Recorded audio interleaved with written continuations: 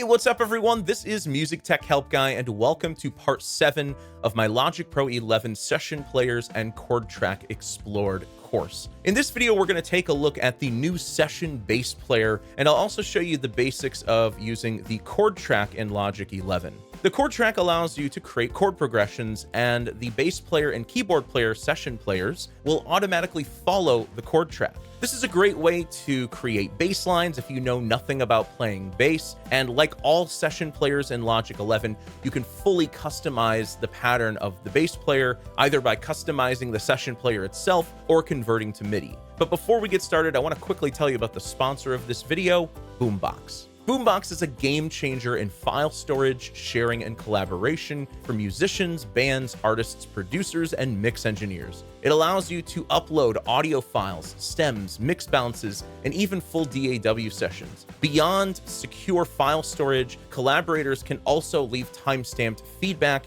and voice recordings on the tracks, and Boombox has a full comprehensive suite of collaborative tools. This includes a Boombot AI app, a virtual co-writer equipped with AI tools like splitting stems, vocal removal, and musical idea generation. Create your own custom artist page with your own logo and branding to showcase your music, and leverage Boombox to discover new collaborators and clients and manage your song ownership pre-release with professionally drafted legal contracts, ISRC codes, and more. Visit boombox.io today to sign up and get 4 GB of free storage, or upgrade to one of their paid plans for more storage space and additional pro features. The chord track allows you to input a chord progression, and the bass and keyboard player session players will follow the chord track if you want them to do so. So to find the chord track, you're going to open up your global tracks here. You can also hide and show this by pressing G, and then you'll see your chord track right here. If you don't see the chord track, right click or control click and make sure that the chord track is shown. What I recommend doing before even creating a bass or keyboard session player is determine whether you want your song to be in a minor key or a major key, because that's going to determine a lot of things about how these session players react to the chord track and to the key of the song. So what I'm going to do is I'm going to set this to A minor just to kind of keep things simple. And then what I'm going to do is I'm going to create a new session bass player, and then you can choose different styles. There's 8 different styles. I'm going to go with indie. Let's go with modern R&B. Let's see what that one sounds like. And it's going to automatically add a chord progression here. And I can pull this over just like so. And let's see what that sounds like.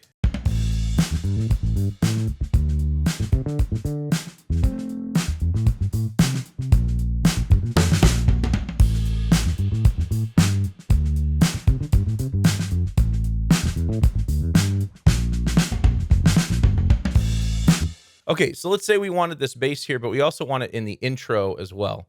So let's just do something like that. And then what I'm going to do is I'm going to grab my marquee tool and bar snap, drag over this, and separate. So I want 2 different bass regions here. Now in the intro, because there's no chord progression here, it's just going to play in A minor the whole time.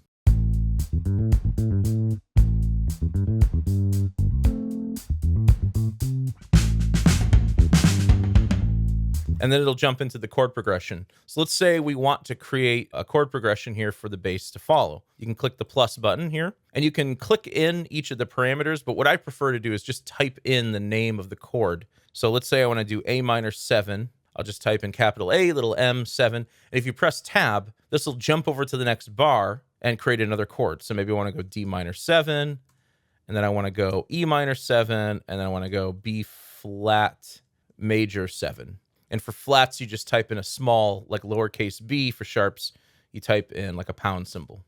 And really all I'm doing is I'm kind of following the chord progression over here, but I'm substituting an E minor 7 here.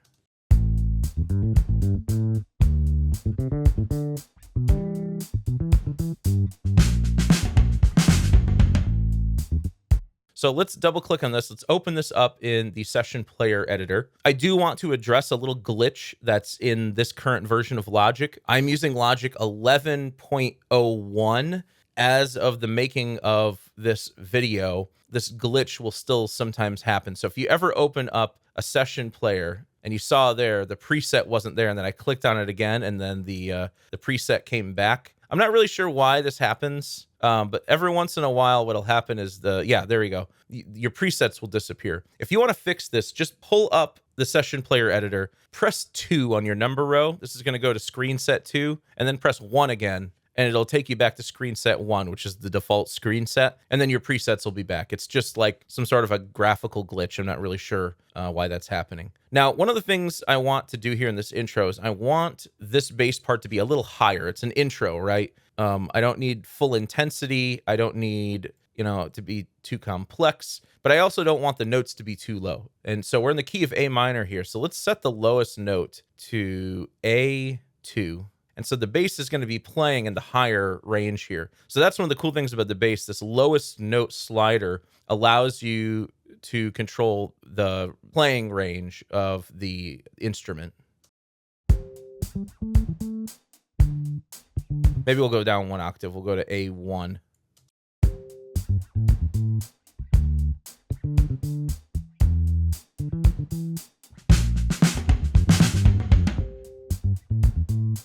Okay, so there's that little, I don't know, harmonic double stop or something going on up there. If you go to the details page, you can actually roll down the double stop. So I'm going to roll this down to 0.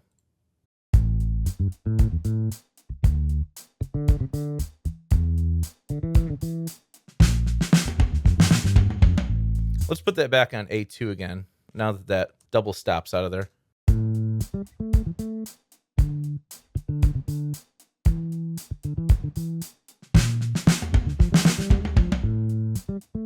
Yeah, I think I like it better on A1. So we'll go back down to A1.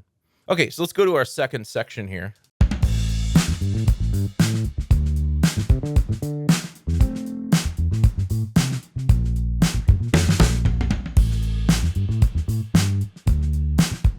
Complexity and intensity function exactly the same as they did before. If you want less notes, you can pull down the complexity. More notes, pull up the complexity.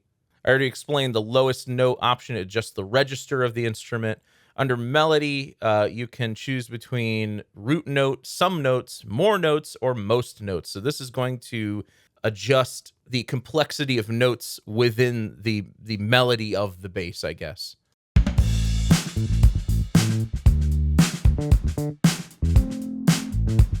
So if you want this to, stay mostly on the root notes, you can do that. You can allow some additional melodic notes in.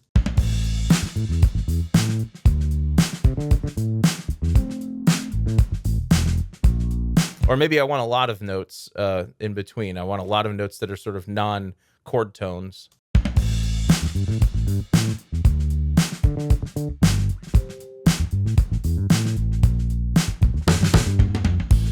That's pretty cool. You can choose how many octaves you want. You can choose to just stay in 1 octave by choosing none.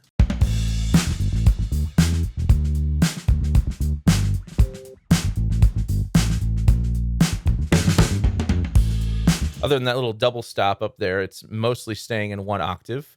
You can choose to have some octaves.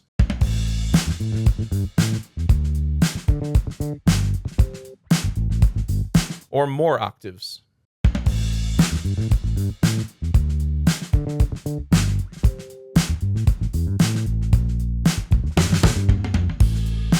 And then the phrasing controls the maximum duration of the notes in the phrase. So if you choose short, you're going to get something that's a bit more staccato. You're not really going to get any long notes. The long notes are all going to be shortened by the session player.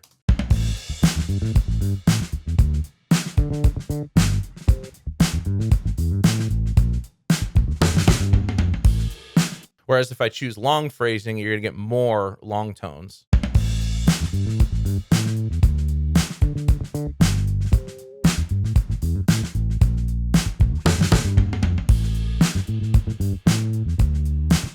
For now, let's put this on short, and then you can adjust the number of fills and the fill complexity just like with drummer.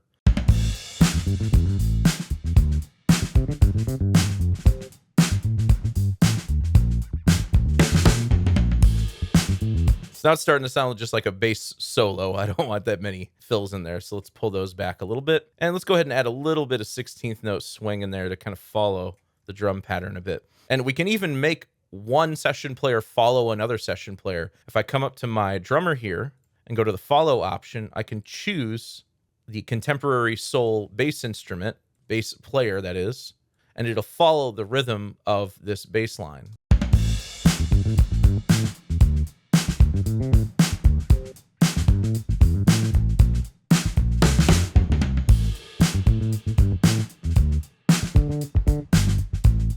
Or likewise, you could make the bass follow the drums. It's completely up to you.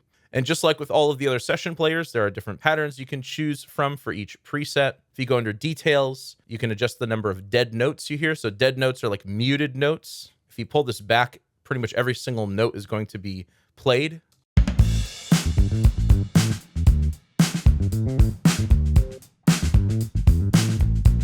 If you pull this up, some of the notes are going to be sort of muted a little bit, meaning that the left hand of the bassist is just sort of touching the string, and then you're just plucking the string, and it just creates like a thud. It's sort of like a percussive effect. And then you can also add more or less slides to the pattern as well.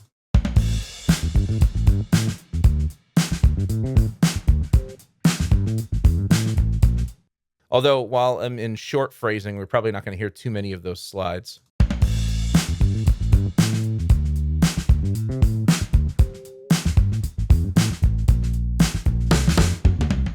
So you can hear there's some like pitch bends and slides and things like that in there. We don't really need too many slides with this pattern.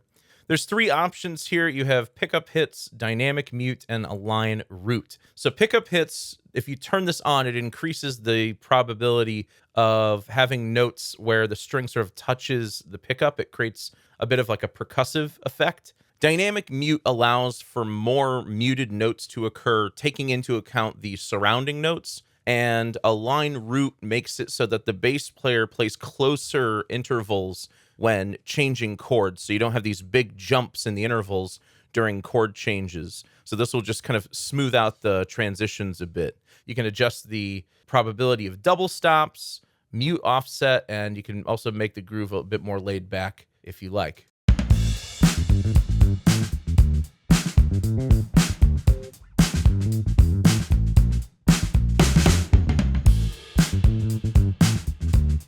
You can push or pull the feel. You can adjust the dynamics. You can set this to half or double time if you like, and you can humanize the bass as well. Now, one really important thing I want to point out here is that because each of the 8 bass player styles are so different, the options you see in the details page will be different for each bass player. For example, the modern R&B player I'm using is the only one that can lay back the groove. Pop rock, modern Motown, and indie disco only have an option for mute offset. And roots upright and retro rock have options for blue notes. So these are just the fine details that are unique to each playing style. And then once again, under manual, you can type in your own pattern. So if there's a particular syncopation you're trying to do with your bass line, you can do that here.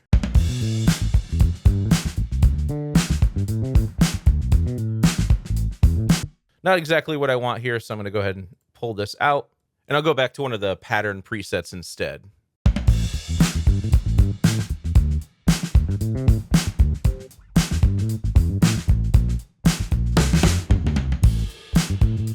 Okay, so let's say we've got another section over here, and we want to create another session player region here. We can totally do that. This time, I'm going to choose a different preset. Let's try this one. And let's go ahead and pull out the double. Yeah, there's no double stops in this one.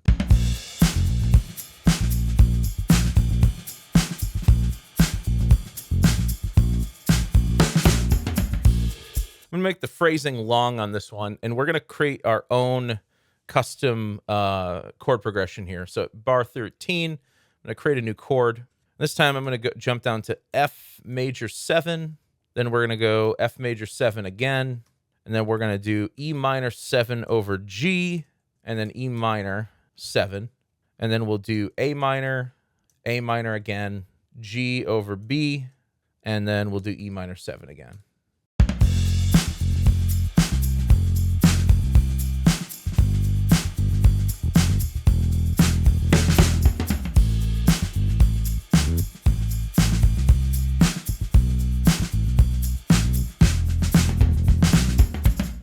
And and that'll take us back to A minor. One of the things you can do up here in the chord track is you can actually adjust the rhythm of the chords. So if you double click on a chord, this will allow you to select or delete that chord. I don't necessarily need to state the A minor triad here twice, nor do I need to state the F major 7 chord twice. So I'll go ahead and just delete those chords. But let's say I want to change up this rhythm a bit. What you can do is you can double click on any particular chord, and then you can use whatever snap mode you want, and you can drag this over and create different rhythms. So maybe I want to do something like this, and then I'll do the same thing with the A minor. We'll pull that there. Let's drag over this very last chord. That's going to go there. Then we can trim up the back end of the progression as well. Let's see what that sounds like.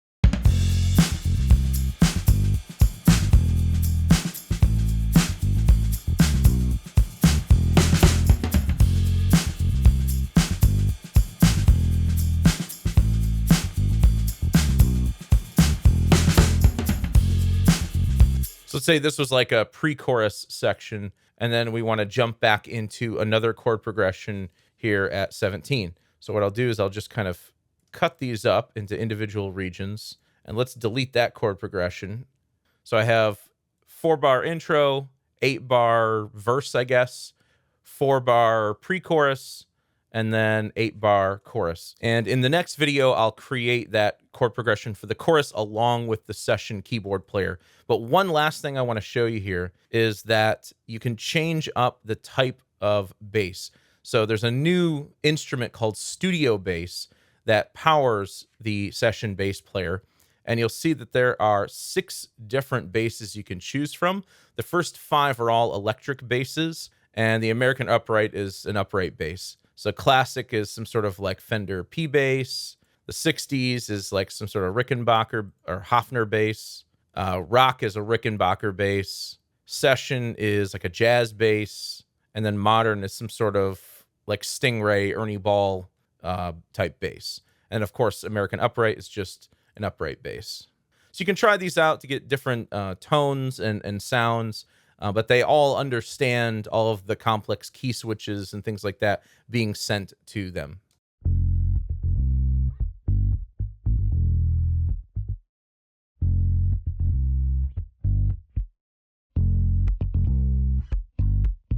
Yeah, I like the extra percussiveness you get from the modern bass.